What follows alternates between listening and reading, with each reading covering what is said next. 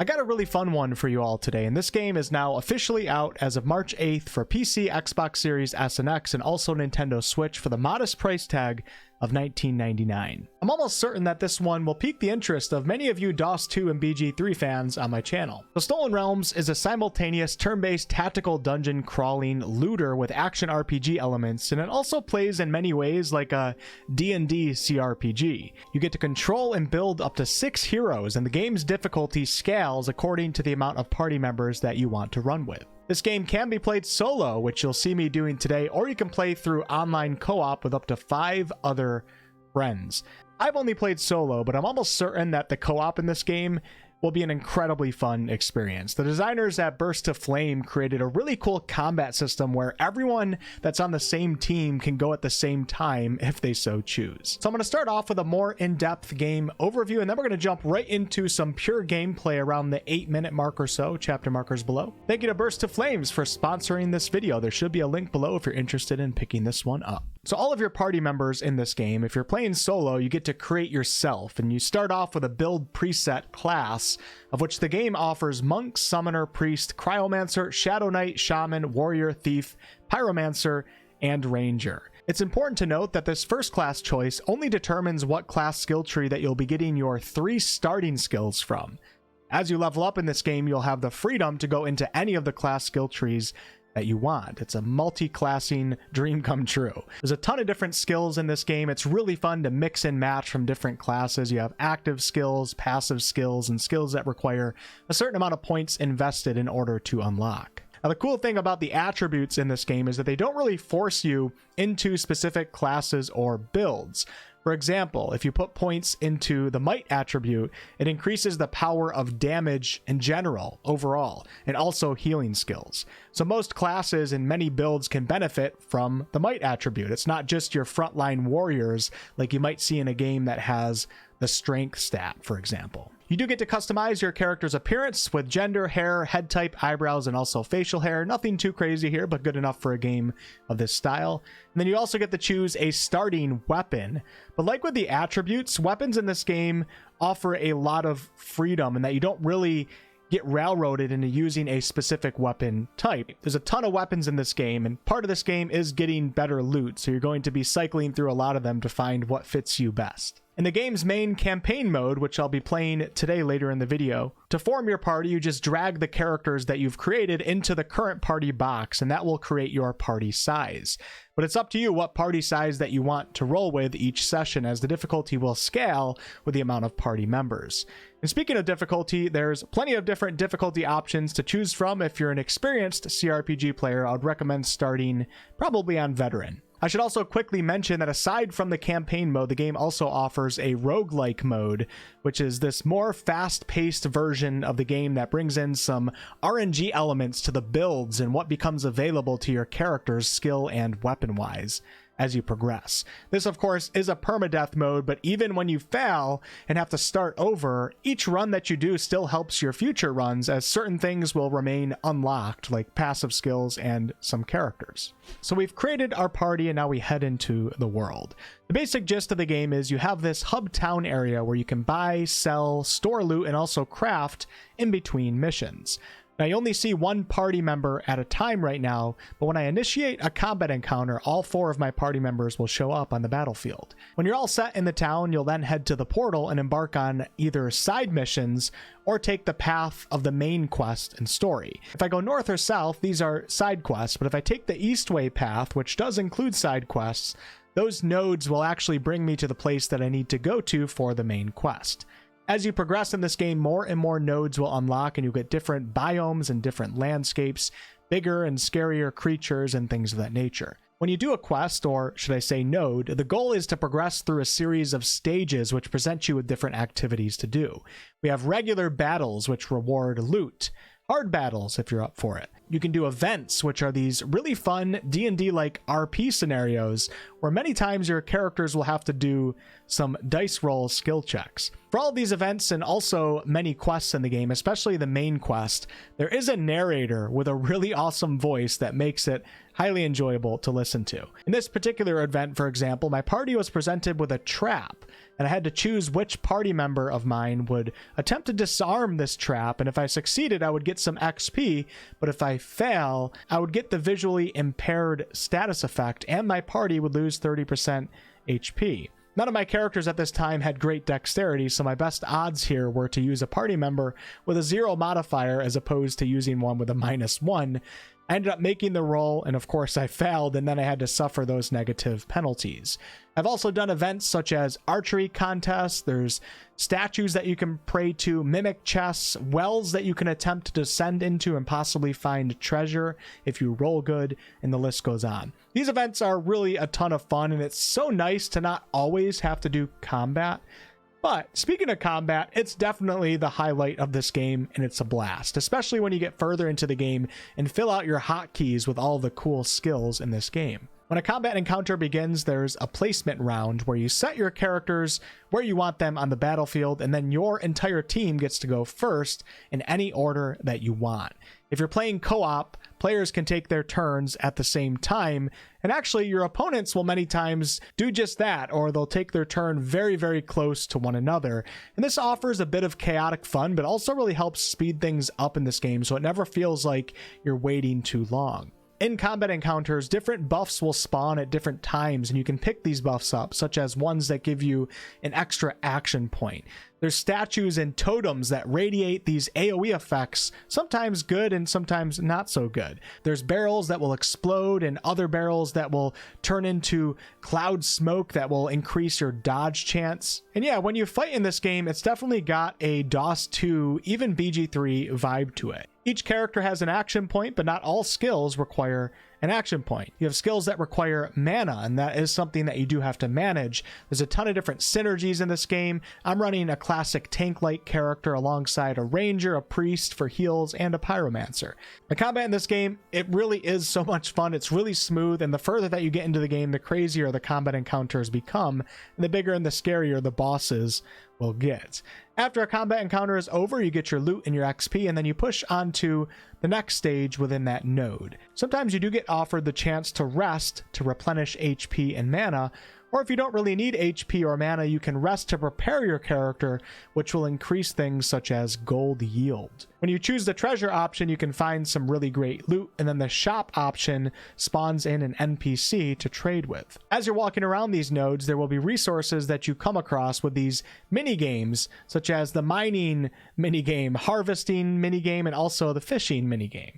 These resources that you acquire can be used for crafting back at town, or you can sell them. So after you've gone through an entire node, you then go back to town, you power up your character, sell things, craft things, and then you head back out to the portal to push on to another quest. Welcome to Stolen Realm. So I'm currently on my party of 4 right here. I'll show you guys my characters quickly. Right here we have Tanky, who is like my frontline warrior, and I have Jade, who is my priestess. Kylie is my pyromancer, and then Wolfheart is the ranger. I was using a bow at first, but now I'm testing out some of the muskets. Pretty cool. So yeah, I'm in the central town right now. We have a few different NPCs here. We have the blacksmith where you can buy and craft weapons. We have the lady that sells crafting supplies and resources. I have my storage chest right here. The potions master, and then also the jeweler where I can buy jewelry and craft jewelry. If I click on the potion lady real fast, you can see if I go to craft, we scroll over, and then a gating tonic. I need silver ore and rainbow fish in order to craft this particular tonic, and I don't have the silver ore, so I can't do it. Maybe we'll pick up some silver ore when I'm out in the world. I'm ready to head out on a quest, so let's go ahead and head to the north to the portal. And now we have the map right here, and if I go to the right and complete the nodes along this pathway, it brings me to the next step for the main quest. On a different character that I was running, a single character, he was a Shadow Knight. Really cool class. You can summon skeletons and do all these cool necrotic spells. I actually did go into this volcanic area right here, and there's this really cool fire dragon boss that was actually quite difficult. I'm currently playing on the veteran difficulty, but for this video, we're going to go ahead and head north into this icy tundra area and defeat Ragnar for this level 2 side quest. So in this first initial area, it looks like all I have here is just a simple combat encounter. The nodes get progressively more difficult the further that you progress in them. All right, so we have our placement phase here. It looks like I'm facing off a couple rogues here. Mikey, Leo, and Raph. Take 10% of your max health and shadow damage per turn. All right, so we have a few different totems that spawned here. This totem is called the Goblin Battle Standard. Damage increased by 25%, but damage taken increased by 25% if you stand within the radius of the circle. And over here we have your attacks have a 20% chance to stun the target, and this one is damage increased by 20%. So I think what I'm going to do is start moving. Oh, we have this one over here too. Take 10% of your max health and shadow damage per turn. I think I'm going to work my way towards the damage buff over here. I can only go so far though. Let's go ahead and take Tanky. I'm going to make sure that he's kind of in front of everybody. So I'll put Tanky right. I got to be careful about this. Nope, that's actually a barrel that will help me if it explodes. Put Tanky right here. Kylie's going to go right here. And I'm going to take Wolfheart. I'm going to put him right here. And Jade is our last one that we have to place, and I'll put her right here. Now my team is going to get to go first. So I can actually move a little bit further now too. I can't make it to the shrine on this first turn though. But let's go ahead and I'm going to take Jade, and she's my healer. I'm going to move her the furthest back. And then let's cast... Nope, I don't think I need Shield of Light right now. I'm just going to do a regular staff attack on this opponent right here. Nice. Heat applied. Elemental resistance reduced by 5% per stack. Last 3 turns, can stack up to 10 times. Alright, so good with Jade. Now for Wolfheart, you can actually go in any order that you want to on your team. Kind of like Baldur's Gate 3 when you're in consecutive order. Take Wolfheart and remove Wolfheart. Actually, the cool thing about the Ranger is that I have this relocate ability, so this will actually allow me to get within the radius of the warrior shrine. And then I can Hunter's Mark right here. I'm going to get the damage boost from the Hunter's Mark and the warrior shrine. And I'm just going to do a regular attack. Nice, 23 damage. And we're going to end turn. I'm going to take Tanky, move him right in the front here. Looks like I can't reach any opponents right now. Oh, I do have a charge ability actually, so let me use that. Nice, and then I'm going to Rage and Fracture, which is going to lower target resistance by 20% for 2 turns. Now, Fracture does cost mana, though. Mana in this game, you do have to be a little bit conservative with it at times. Think of mana kind of like spell slots in Baldur's Gate 3, where you want to use it to help you defeat your opponents, but if you use too much too early on, when you didn't necessarily need it, you might not have it later on when you actually do need it. But I'm going to go ahead and use it anyways. All right, and then for my Pyro's turn, I'm going to have her come over here, and I'm going to drop a Bless right here. Nice. And then we'll also do a Immolate. Actually, I can probably finish off this target right here, so let's do a Fire Blast. Perfect. Awesome. Oh, my character actually froze right here. All right, now it's the enemy's turn, and they're all going to kind of do their turn at the same time, which really speeds things along. And a few of them went invisible. I don't think I've faced the invisible rogues yet. So now I have a decision to make. What are we going to do? Let's go ahead and I'm going to start with Kylie.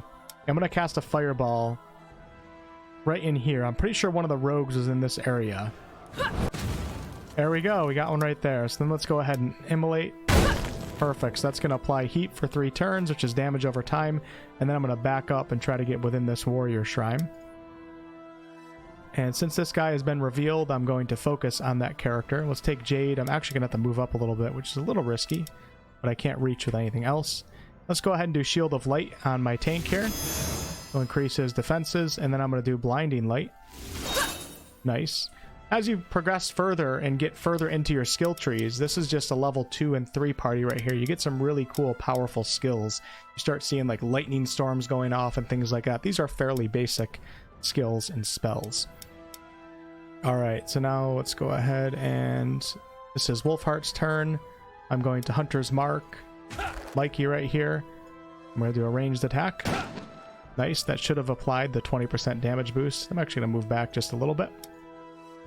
This is also a fairly basic combat encounter too. Sometimes they get pretty damn crazy. There's a lot of adds, a lot of really strong bosses. All right, so let's do... So what I'm going to do here is I'm actually going to push this Mikey character into the totem right here. Never mind. I was going to if it was only a negative status effect, but it also increases damage by 25%, so we're just going to do a regular attack. Nice.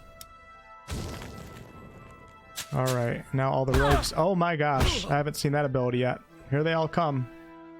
Okay, so I have a rogue on Wolfheart right now, so I probably want to help out Wolfheart. My tank can probably hold the line over here.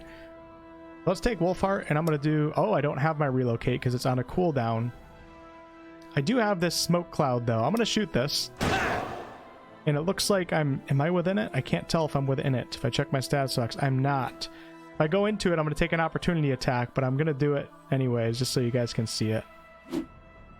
There was the opportunity attack. Nice. Now we're within the smoke cloud, and you guys can see right here, dodge chance increased by 50%. Yeah, what the hell? We'll do a crippling shot on this guy. Nice. All right, and let's do this. Some heat on the ground. Perfect. And I'm going to keep focusing on these guys. I do have heals right here, so I can actually... Let me pop regenerate on Tanky right now, because that is healing over time. And let's just attack the guy with low HP first. Is that going to be an opportunity attack? I don't think it's going to be. Nope. Nice. Perfect. And there's another rogue too? Holy crap. I noticed the difficulty increase just going from classic to veteran. It's very, very noticeable. Alright, we're going to speed things along here. Priestess is about to get hit. Nice. Do some basic attacks, conserve some of my mana. And actually, if you look on the map, some of the buffs should be popping up around. There's little items that pop up on the map, like right here. Increase all damage by 10% if I can get a character over to it and pick it up. Alright, I'm going to start off with a rage. And then I'm going to do a... Let's do a charge, because I think I can get both of them. Actually, I could probably come back. No, we're going to stay in this area. Nice. Then I'll move up. We're going to fracture this guy. Perfect. Alright, now it's their turn.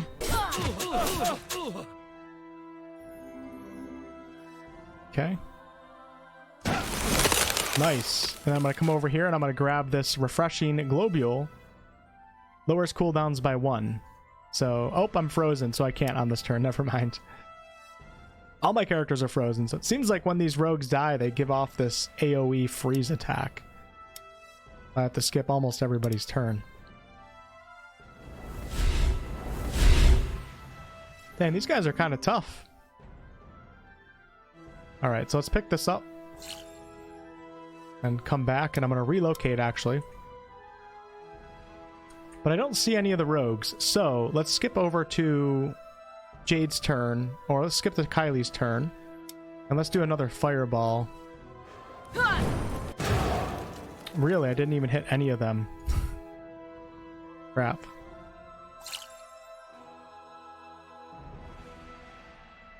Take Wolfheart and let's relocate and come back into this area. And I'm going to drop a Bless. Nice. And let's do this. Get a little area where they're going to have to walk through.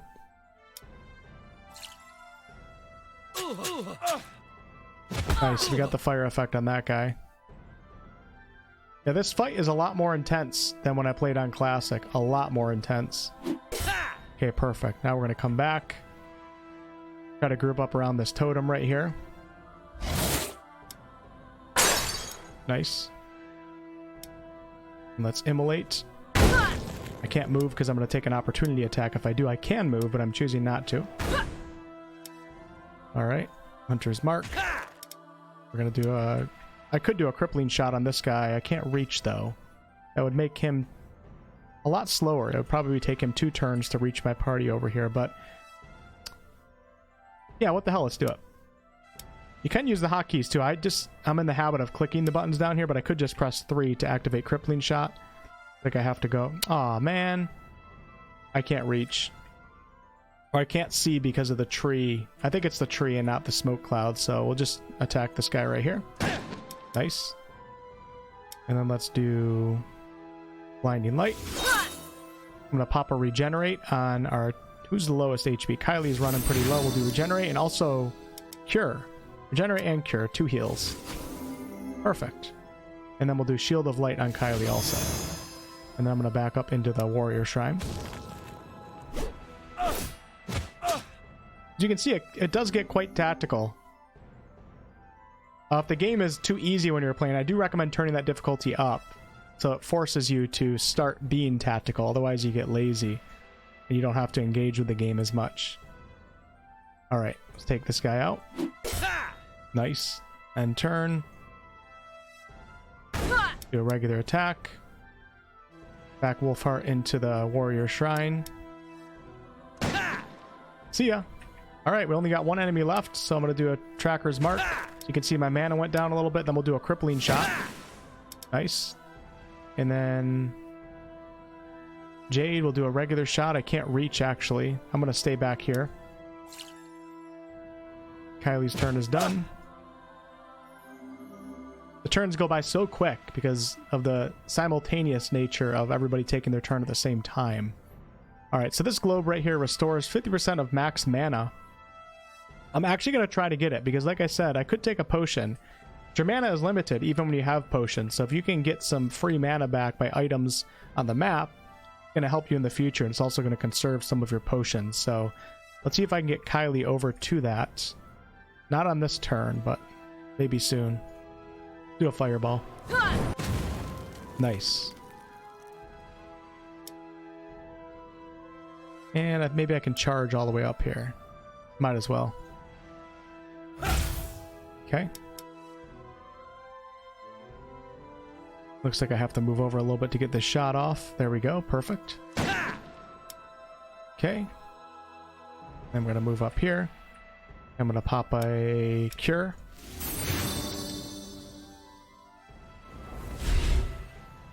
Stealth applied. So let's see if we can figure out where he's at. He's still in front, or did he move? Yes, he's still in front. Nice. And there we go. Our first combat encounter complete.